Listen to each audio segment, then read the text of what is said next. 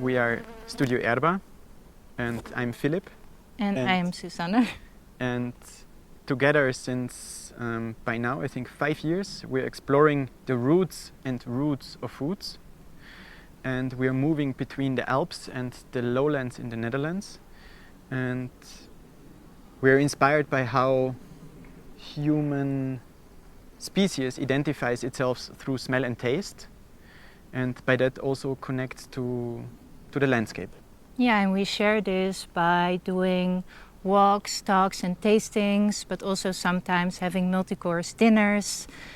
We make menus that carry recipes and stories, and now we're also working sometimes on a publication. So we have many forms in which we share these stories of the food ways.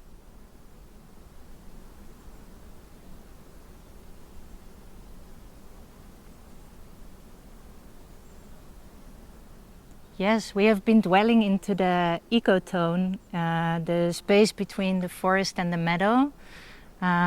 We discovered a really beautiful word for this place that in German it's called am Saum, which means at the edge or at the seam. And for us it's a beautiful way of seeing this place as a soft place and as a place where things are folded into each other. Yeah, and I think especially in landscapes such as the landscapes that we are surrounded here, where landscape cultivation or living with the landscape in productive and non-productive ways is so present. I think the seam or these border places between the meadow and the forest just, yeah, they again and again amaze us with the biggest biodiversity. And also because Aschbach is quite high up, so before there was Aschbach, before there was the village, there was a forest, and now with the village there came the meadows, so that for us there is a lot of inspiration, especially because we're up high. Yeah, and we are very often attracted especially by this embodied knowledge that comes from living with a place or living with other species. And I think this very often is leading not just our exploration phases, but also those are the sensitivities that we want to share with people. Yeah.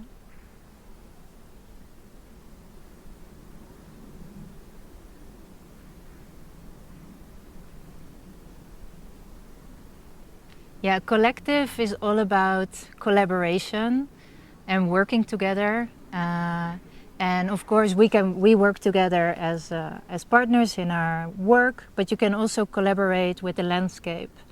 And for us, collaborating with the landscape means listening to the landscape, thinking about not only what we need, but also maybe what a place needs.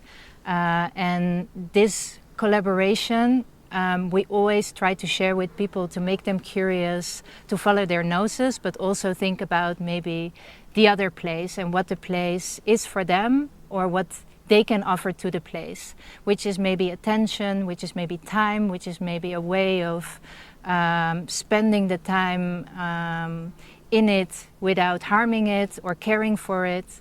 So this is, I think, the first part of the collaboration.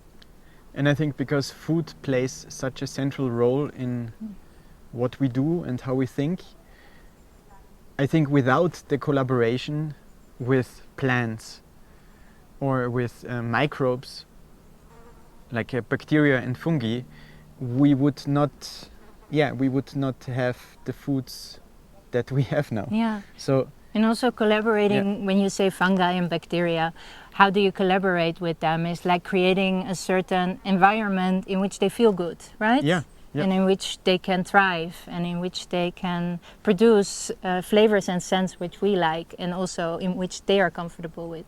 Yeah, but also animals, I think, because we were so much in alpine. Yes. Or in like this pasture culture, especially in small scale, where caring but also especially collaborating with other species is essential. I mean, and also in the more extreme landscapes become, the more important becomes to listen and to collaborate rather than exploit. Yeah. So I think collaboration is a very important aspect for us.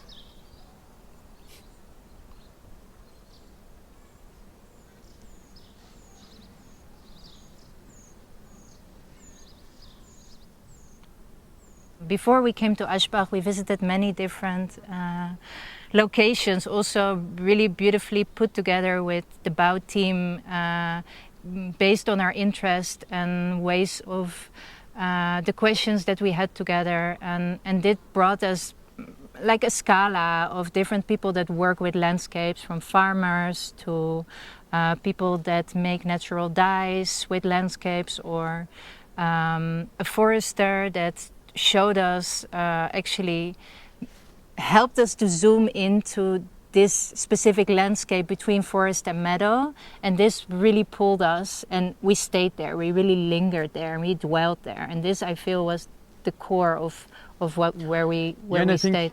Yeah, and I think we also just enjoyed a very intimate relationship with the landscape and its resources, and I think that also comes where maybe in the first look when you arrive, especially in the valley, you're overwhelmed by this abundance of fruit tree cultivation.